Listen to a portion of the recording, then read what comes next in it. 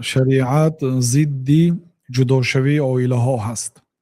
شریعت همیشه توصیه می‌دهد که عائله ها با همدیگر صلح کنند، کمبودی همدیگر را بخشند. بی کمبودی نیست یگان کسی. و خلق زن اگر بی‌زیب باشد، مثلا پدر را حرمت نکند، مادر را حرمت نکند، یعنی یک عملی هست که این علاجش هست. علاج این طلاق نیست.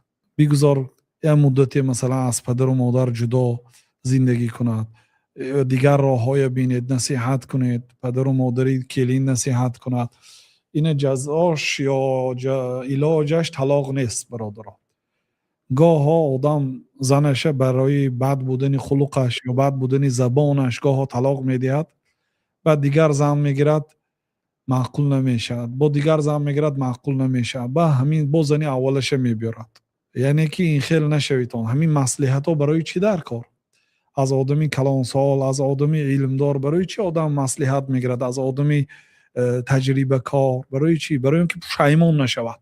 معنی دیمه من استخار الخالق و شاور المخلوقین من المسلمین. پشیمون نمیشود آن آدمی که الله تعالی کدی استخاره کرده است و مسلمان ها کدی مشورت کرده است. یعنی آدمی غرضدار نمیپرسید. غرضدار مثلا مادرتان همین زن کتی بعد معامله هاشون و مصلحت نمیپرسه. مادر امنی چه کنم نمیگه، جانش اینکه طلاق ده میگه مثال، برای اون که معامله هاشون بیزیب است، غرضی شخصی دارد. نه، یا آدمی درسته که محض فایده شما و فایده عائلتون نمیخواد، همون که دی مصلحت مسلمان باشد. پشیمان نمیشود آن آدمی که با خالق استخاره کرده است، 2 رکعت نماز میخونه، میپرسید که الله با همین زن زندگی رو ادامه دهم یا جدا شوم. بعد با مخلوق ها مصلحت میکنید، با مخلوق های مسلمان ها که با همین همسرم جدا شوم یا جدا نشوم.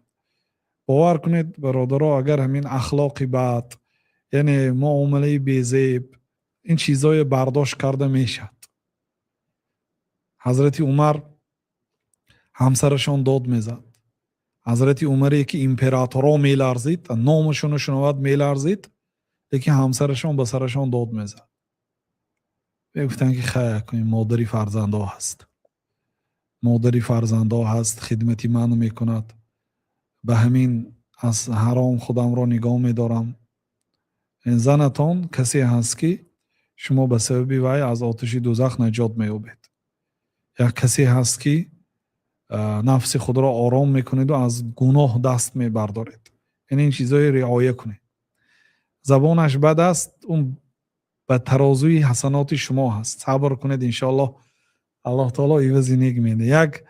یک عالم در وقت پیریشون و بیماریشون بعضی دوستانشون زیارت آمدین، در نظرش یک فرزندی هست که نوری چشم، سبحان الله، اونها حیران شدین زیارتچی ها که برای تربیه کردن این فرزند، چون این فرزند چیکار کرده حضرت که اینقدر الله تعالی بهترین فرزند برای تو نصیب کرده است؟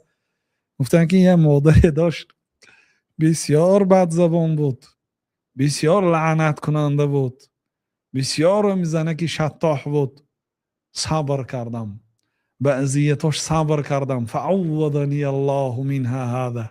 الله تعالی از وی این رو برای من عوضی نیک داد. این فرزند همون زنک است. الله تعالی میگه که عسى ان تکرهوا شیئا و هو خیر لكم. شاید چیزی رو بد میبینید او بر فایده شما است. و درباره زن و شوهری گفت که شاید شما یک خلق زنتان رو بد میبینید، لیکن الله تعالی در وی خیری بسیار کرده است، یعنی عوضی بسیار میدهد. به همین مادامی که به الله خیانت نکند، به شوهر خیانت نکند، همین گناه های عظیم نداشته باشد، کافر نباشد، یعنی به دیگر گناه ها صبر کردن ممکن است برادران. یعنی جدا شدن راهی حل نیست. صبر کنید، صبر کنید، انشاءالله خوب میشد. نصیحت کنید، راه های درستی علاجش یابید.